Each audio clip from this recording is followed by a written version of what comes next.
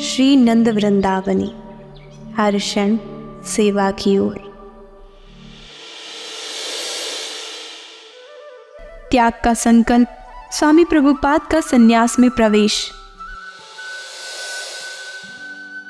वर्ष 1954 में जब अभय कोलकाता गए, उन्होंने अपने परिवार से मिलने का निर्णय किया। जब वे घर के बाहर थे तो उनकी पत्नी ने उनकी पूजनीय भागवतम को बाजार में ले जाकर चाय बिस्कुट के बदले में बेच दिया। जब अभय घर लौटे और उन्होंने अपनी पुस्तक की खोज की तो फिर घटना का पता चलने पर उन्होंने कुछ असामान्य अनुभव किया। पहली बार में उन्हें निराशा का आभास हुआ, लेकिन फिर उन्होंने एक बड़ा समझौता किया। उन्होंने अपने परिवार को बताया कि अब उनका पारिवारिक जीवन समाप्त हो गया है। उन्होंने संन्यास लेने का निर्णय लिया है। अभय कई वर्षों से इस निर्णय की योजना बना रहे थे। संन्यास से पहले उन्होंने अपने सभी बच्चों की शादी करने का इरादा किया था, लेकिन कुछ उनसे सहमत नहीं थे। परंतु अब समय समाप्त हो गया है। उन्होंने सोचा कि अब इनको अपने जीवन का उत्तरदायी स्वयं होने दो। मान लीजिए कि मैं तुरंत मर जाऊं तो मेरी बेटी की देखभाल कौन करेगा? उस समय हम कहते हैं भगवान ध्यान रखेंगे, तो फिर अब क्यों नहीं? जिस समय अभय घर छोड़कर जा रहे थे तो सभी लोग यह सोच रहे थे कि यह एक सामान्य यात्रा होगी जिसे वह सफल करके जल्द ही वापस लौटेंगे। लेकिन अभय को पता था कि अब वह कभी नहीं लौटेंगे। उनकी नई यात्रा आरंभ हो चुकी है। संन्यास लेने से पहले अभय अपने परिवार के सभी सदस्यों के साथ मिले। अपना घर छोड़ने के बाद वे 1 वर्ष तक झांसी में रहे।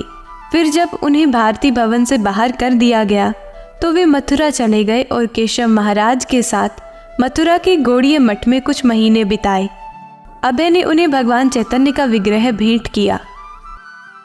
फिर 1955 में उन्हें पुरानी दिल्ली के करोल बाग इलाके में गौड़ीय मठ में रहने के लिए आमंत्रित किया गया, जहां वे हार्मोनिस्ट पत्रिका के संपादन और मंदिर के प्रबंधन में मदद करने में लगे हुए थे।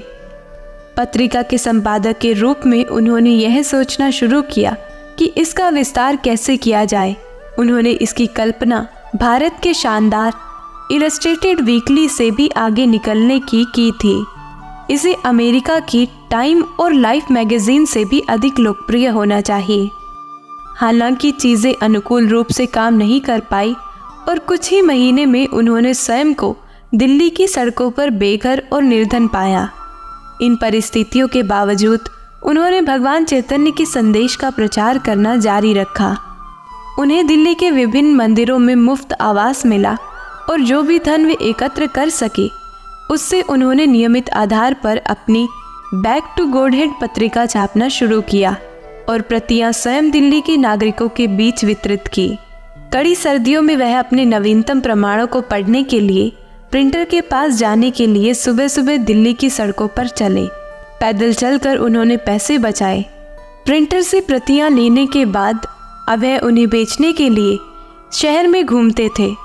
चाय की दुकानों पर बैक टू गॉडहेड बेचने और दानदाताओं को प्रतियां वितरित करने के अलावा अभय ने भारत और विदेश में मुफ्त प्रतियां भी भेजी। वर्षों से भारत के बाहर अंग्रेजी बोलने वाले पाठकों के विशाल समूह ने उन्हें चिंतित किया हुआ था और वह उन तक पहुंचना चाहते थे। भारत के बाहर पुस्तकालयों, विश्वविद्यालयों, सांस्कृतिक और सरकारी आउटलेट्स के पते इकट्ठा करने के बाद उन्होंने जितना संभव हो सके उतने बैक टू गॉडहेड्स मेल किए। उन्होंने अपने पश्चिमी पाठकों के लिए एक पत्र तैयार किया जिसमें सुझाव दिया गया कि उन्हें अपने देशवासियों की तुलना में और भी अधिक ग्रहणशील होना चाहिए। घरेलू मोर्चे पर अभय ने बैक टू गॉडहेड के अपने नवीनतम अंकों की प्रतियां भारत के राष्ट्रपति डॉक्टर राजेंद्र प्रसाद को भेजी। साथ ही असुरों द्वारा संचालित समाज के खतरनाक भाग्य की चेतावनी देते हुए एक पत्र भी भेजा। उन्होंने लिखा, कृपया उन्हें भारी पतन से बचाएं, लेकिन उन्हें कोई उत्तर नहीं मिला। एक दिन शहर के विभिन्न पतों पर बैक टू गॉडहेड पहुंचाते समय अचानक उन्हें चक्कर आने लगा और वे अर्ध चेतना में चले गए। डॉक्टर ने उनकी जांच की और उन्हें लू का शिकार बताया। साथ ही उन्हें आराम करने की सलाह दी। 1956 के अंत में प्रभुपाद वृंदावन में शरण लेना चाहते थे। वृंदावन की अपनी पिछली यात्रा में 1953 में प्रभुपाद से मिले वंशी गोपाल मंदिर के महंत ने उन्हें मंदिर की पहली मंजिल पर एक कमरा प्रदान किया।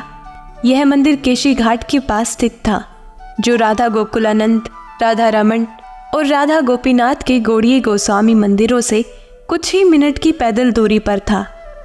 दिल्ली में 1 साल से ज़्यादा बेघर रहने के बाद प्रभुपाद के स्थायी आवास के लिए ये एक उचित जगह थी।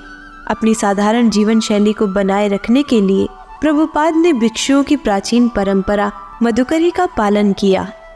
हालांकि प्रभुपाद को अब वृंदावन में एक स्थायी निवास मिल गया था, फिर भी उन्होंने दिल्ली की यात्रा जारी रखी, जहां उन्होंने अपना प्रचार कार्य जारी रखा, अपनी बैक टू गॉडहेड पत्रिका का वितरण किया और पत्रिका के आगे के संस्करणों को छापने के लिए धन जुटाया। एक रात अभय ने एक अद्भुत सपना देखा, वही सपना जो उन्होंने अपने गृहस्थ जीवन के दौरान पहले भी कई बार देखा था। भक्ति सिद्धांत सरस्वती प्रकट हुए, जैसा कि अभय उन्हें जानते थे, एक लंबे विद्वान सन्यासी जो सीधे आध्यात्मिक दुनिया से कृष्ण के निजी परिवेश से आए थे। उन्होंने अभय को बुलाया और संकेत किया कि वह उनके पीछे चले। वह अभय से संन्यास लेने के लिए कह रहे थे। उन्होंने बार बार पुकारा और इशारा किया, आओ सन्यासी बनो। अभय आश्चर्य की स्थिति में जाग उठे। उन्होंने इस निर्देश को उस मूल निर्देश की एक और विशेषता के रूप में सोचा जो भक्ति सिद्धांत सरस्वती ने उन्हें कलकत्ता में अपनी पहली बैठक में दिया था।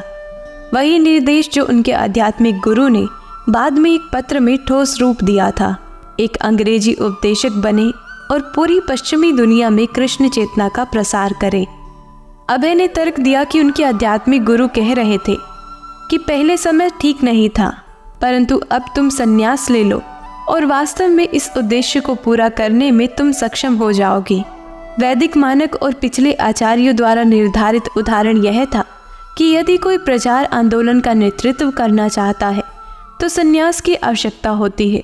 अभय ने महसूस किया कि यदि उन्हें संन्यास लेना है और अमेरिका में प्रचार करना है तो उन्हें चैतन्य मठ को अपने काम का समर्थन करने का पहला अवसर देना चाहिए। अप्रैल 1959 में अभय ने तीर्थ महाराज को पत्र लिखकर संन्यास के साथ साथ चैतन्य मठ द्वारा उनकी कुछ पांडुलिपियों की छपाई के बारे में पूछताछ की। और अब तक कोई भी विदेश नहीं जा रहा था, तो उन्होंने चैतन्य मठ की ओर से स्वेच्छा से ऐसा करने की पेशकश की। जब उन्हें उनसे सकारात्मक उत्तर नहीं मिला तो अभय ने मथुरा में केशव महाराज की ओर रुख किया और केशव महाराज ने अभय को तुरंत संन्यास लेने के लिए कहा। तीर्थ महाराज से संपर्क करने के बाद अभय को संन्यास स्वीकार करने के बारे में कुछ अनिश्चितता महसूस हुई। अब जब उन्हें इतनी दृढ़ता से प्रोत्साहन किया जा रहा था तो उन्होंने विरोध किया, लेकिन केशव महाराज जिद पर अड़े थे। उन्होंने कहा, भक्ति वेदांत प्रभु, आपको यह अवश्य करना चाहिए।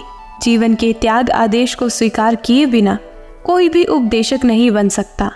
प्रभुपाद को लगा कि यह केशव महाराज नहीं है जिन्होंने आग्रह किया था, बल्कि वास्तव में यह उनके आध्यात्मिक गुरु थे जिन्होंने उन्हें इस गुरु भाई के माध्यम से मजबूर किया था। 17 सितंबर 1959 को प्रभुपाद को केशव जी गौड़िया मठ में संन्यास दिया गया और केशव महाराज ने कहा कि अभय को अब भक्ति वेदांत स्वामी महाराज के नाम से जाना जाएगा। वृंदावन में राधा दामोदर मंदिर के महंत ने प्रभुपाद को सूचित किया कि उनके पास खाली कमरे हैं और उन्हें वहां रहने के लिए आमंत्रित किया। प्रभुपाद ने माना कि राधा दामोदर में रहने का मौका सबसे शुभ था, क्योंकि राधा दामोदर मंदिर की स्थापना श्रीला जीव गोस्वामी द्वारा की गई थी और यह वही स्थान था जहां श्रीला रूप गोस्वामी ने भक्ति रसामृत सिंधु सहित अपनी कई महत्वपूर्ण पुस्तकें लिखी थी। श्री राधा दामोदर मंदिर भगवान चैतन्य के संकीर्तन आंदोलन को फैलाने के लिए रूप गोस्वामी का आध्यात्मिक मुख्यालय भी था और वह स्थान जहां वृंदावन के 6 गोस्वामी नियमित रूप से पारलौकिक विषयों पर चर्चा करने के लिए मिलते थे। प्रभुपाद का मानना था कि यह उनके रहने और श्रीमद् भागवतम का अंग्रेजी अनुवाद लिखने के लिए आदर्श स्थान है। प्रभुपाद ने बिना किसी संकोच के तुरंत वंशी गोपाल मंदिर से राधा दामोदर मंदिर में अपने निवास को स्थानांतरित करने का प्रस्ताव स्वीकार कर लिया। राधा दामोदर में श्रीला प्रभुपाद ने पहली मंजिल पर 2 कमरों में निवास किया और 1962 में मंदिर प्रांगण से सटे भूतल पर 2 कमरों में चले गए। कमरों में से एक उनकी रसोई बन गया। प्रसाद का सम्मान करते हुए यहीं पर उन्होंने जालीदार खिड़की से रूप गोस्वामी की समाधि और भजन कुटीर के दर्शन का सौभाग्य प्राप्त किया। दूसरे कमरे को उन्होंने अपने भजन कुटीर के रूप में इस्तेमाल किया, जहां उन्होंने जप किया और अपना अधिकांश समय श्रीमद् भागवतम का अनुवाद करने में बिताया। पंडित श्री कृष्ण शर्मा एक ब्राह्मण और सक्रिय धर्मवादी, सदियों पुरानी दिल्ली धार्मिक समाज श्री नवल प्रेम सभा के सचिव ने प्रभुपाद को पुरानी दिल्ली के चिप्पीवाड़ा इलाके में अपने राधा कृष्ण मंदिर में एक कमरा दिया। इसीलिए प्रभुपाद का वृंदावन के अलावा दिल्ली में भी एक स्थान था। दोनों स्थानों से वे लगातार श्रीमद् भागवत के अनुवाद और प्रकाशन पर काम कर रहे थे और पश्चिम जाने का अवसर खोजने की कोशिश कर रहे थे। अगले भाग में देखिए स्वामी प्रभुपाद का मिशन, भागवत संदेश को सब तक पहुंचाना।